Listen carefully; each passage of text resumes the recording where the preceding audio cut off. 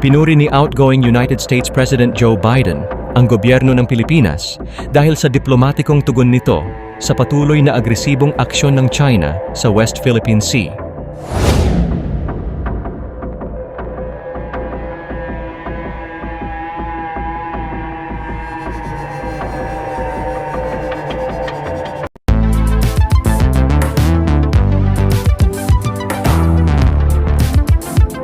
Huwag kalimutang i-like at i-share ang video na ito at mag-subscribe ka na din sa aking channel para updated ka sa mga bagong videos. Ginawa ni Biden ang pahayag sa isang trilateral phone call kay Pangulong Ferdinand Bongbong Marcos Jr. at punong ministro ng Japan na si Shigeru Ishiba ngayong Lunes ng umaga. Binigyang diin ng pinuno ng US ang makasaysayang pag-unlad na ginawa ng tatlong bansa, partikular sa larangan ng maritime security. Ito ang naging pahayag ni Biden na inilabas ng Presidential Communications Office. Ayon sa kanya, mula raw noon, gumawa sila ng makasaysayang pag-unlad sa kanilang trilateral partnership, lalo na sa mga lugar ng maritime security, economic security, technology cooperation at dekalidad na infrastructure investment.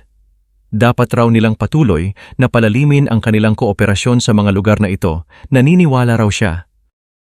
Dagdag pa niya, sa madaling salita raw, ang ating mga bansa ay may interes sa pagpapatuloy ng partnership na ito at sa pag-institutionalize ng ating kooperasyon sa ating mga pamahalaan, ito raw ay mabuo upang tumagal.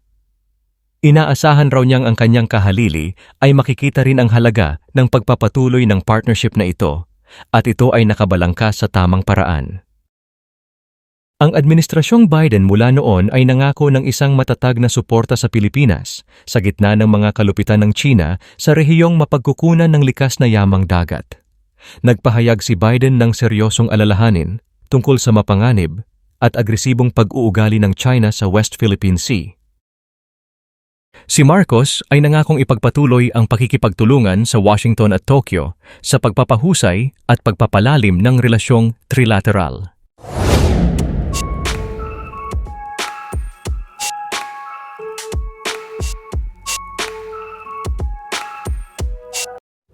Salamat sa panunood mga kamix.